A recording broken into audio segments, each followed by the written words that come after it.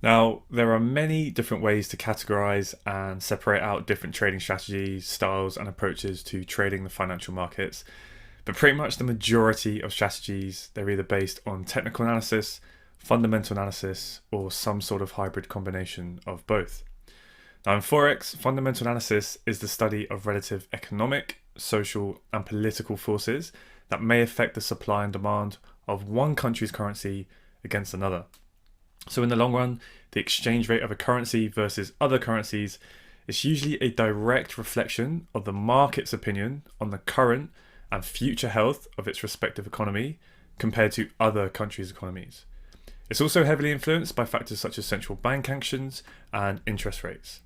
So obviously, the better the shape a country's economy is, then the more that foreign businesses and foreign investors will come over to invest in that country.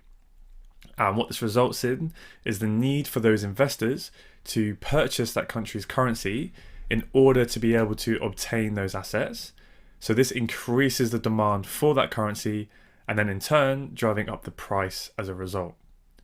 Now, fundamental traders, they will monitor various factors that impact the relative economic strength of countries, such as interest rates, unemployment numbers, gross domestic product, retail sales, industrial production, and inflation.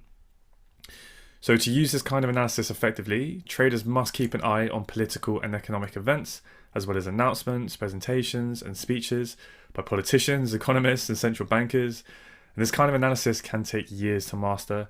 It can take months for the analysis to play out in the market, and it requires hours of constant research daily.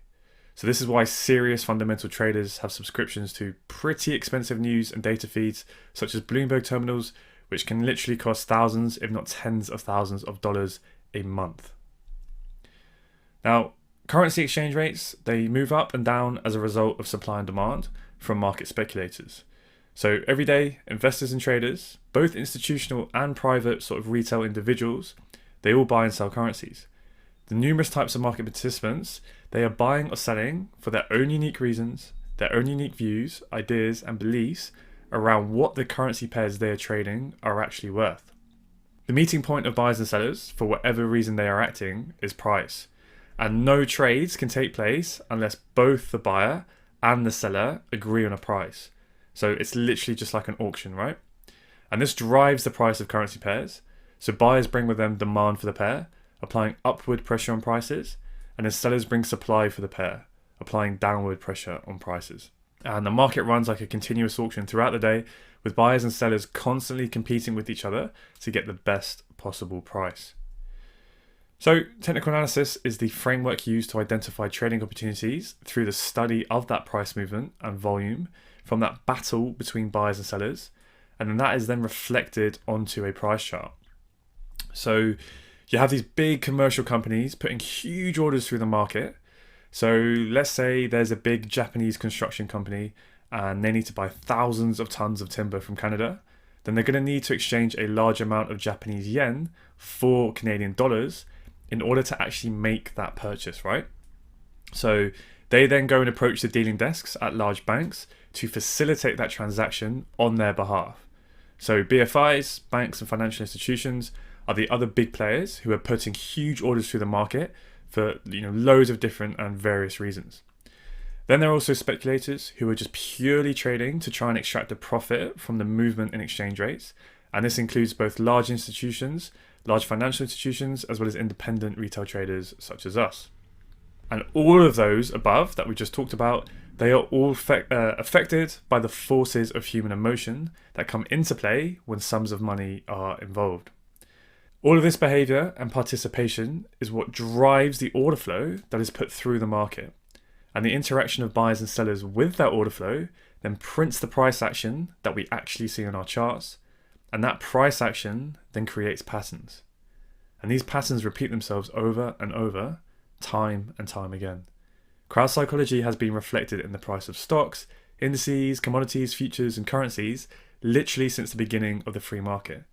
And the interaction of millions of different participants for as many reasons, all with their own emotions and agendas, that forms price patterns that stretch over extended periods of time and can be used to make high probability forecasts of where price may move in the future. To study that price action on our charts, we want to use something that gives us a little bit more information than just a very simple line chart, which just shows the average price for that time period. Instead, we use something called Japanese candlestick charts, which you can access here at the top of your TradingView toolbar. So Japanese candlestick bar, basically each bar is a candlestick and it represents the price for the time period that you are looking at. So for instance, we are currently on the daily chart. Therefore, each candle very simply represents the price action for that day. So in this case, a grey candle represents an update where price closed higher than which it opened. So for instance, it opened down here, right, where the bar starts, and it closes up here where the actual body of the bar ends. Now, a bearish candle in this case is denoted by the navy, the blue candle. And this is where, very simply, the price closed lower than which it opened. So with this up candle here, right, we opened the day down here, and then we closed up here where the body of the bar finishes there. And then the very next trading session, we then opened where the prior day closed. So the prior day closed here. We then opened at that same price level, and then the day finishes and closes at this price level down here, as if we have that bearish down day. Now the wicks simply just the bottom wick will represent the lowest traded price for that time frame, right? So this is a daily chart, so this means this wick down here, the very bottom of that wick represents the lowest traded price for that day, while the top of the wick indicates the highest price paid. Now, here in Photon, we trade and teach a technical analysis-based strategy. And contrary to popular belief of people outside of the trading industry, you do not need to be aware of fundamentals to consistently make money in the Forex market. All you need is a price chart, and with sound technical analysis skills and a trader's mindset, both of which we teach you how to develop to a professional standard with a detailed step-by-step framework. Now, after you've developed consistency, only if you wish to do so, you can gradually add layer by layer of fundamental analysis to your trading plan if you want to add another dimension to your edge in the market. But in Photon, we focus mainly on technicals, as we have found it gives us maximum clarity in the markets. And our education naturally reflects this in the order of our teaching. The majority of fundamental analysis traders, often referred to as macro traders, they trade on a much longer term horizon, as this is when macroeconomic factors tend to affect price movements on a much longer term scale. Which brings us nicely into the next way that you can define and categorize a trading strategy, which is based on time.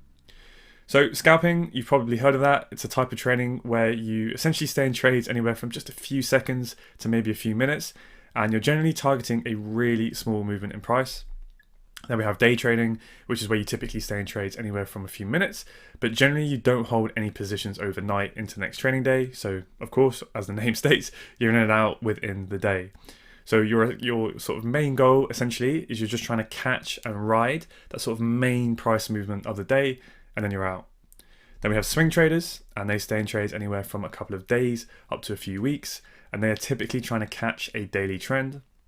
And then finally, you have position trading, which is generally where you'll stay in trades anywhere from a couple of weeks to a few months, and sometimes even years. Now, the thing is, you can make money on any time frame. But the important thing is that you need to find what style of trading works best for you, for your lifestyle and your situation, and what is most comfortable for your own unique trading personality and psychology. Now, this is not something that you're just going to know instantly. You might have a bit of an inclination of what you're most attracted to at the moment, but this is something that you will kind of soon realize with time and experience. Don't worry for now, we'll talk about this in a lot more depth when we start to build out and develop your own personal trading plans. Now, if you take a look at this graph, notice on the y-axis, on the left-hand side of the graph, that it says the number of trades. So that's the number of trading opportunities for each style of trading, which is obviously not the same as the amount of profit that you can necessarily make for each style of trading, right? So if you're scalping, there's probably going to be, maybe even 10 to 50 trading setups in just one day on just one currency pair on its own. But then, all the way to the other end of that scale is if you're position trading, it's unlikely that there will be that many opportunities in an entire year. But more opportunities doesn't necessarily equate to more profit.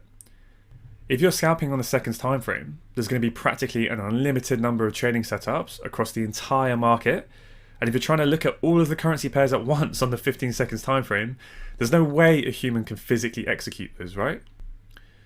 So there are three main variables that you can tweak to help reduce the number of trading opportunities down to a much more manageable amount. And that's the number of instruments or currency pairs you trade, the number of markets that you operate within, and the number of setups that you have in your trading plan. If you prefer the shorter time frames, then you may need to accommodate for this by narrowing down the number of currency pairs that you trade and specializing in just a few setups and in just one market, so that you don't spread yourself too thin trying to trade commodities and stocks as well as Forex, for example. And yes, the longer times will give you fewer trading opportunities compared to day trading, for example, but you can also compensate for this by then trading more pairs. You could potentially look at multiple different markets, and you can maybe, as well, add more setups to your arsenal of strategies. So a lot of day traders, they will tend to just pick one or maybe even three pairs that they focus on and really specialize in. Then swing traders, they may look at 10 to 30 pairs, potentially plus a few commodities and stock indices, for example. And then all the way at the other end, where we have the position traders, they will probably look at instruments across all asset classes and taking more of that sort of wider portfolio approach. Now, the majority of us in Photon, and myself included, we take a much more sort of hybrid approach, and we essentially trade all four of those time-based styles, but on just one pair alone, or in some cases, maybe just 2 or 3 pairs at an absolute maximum.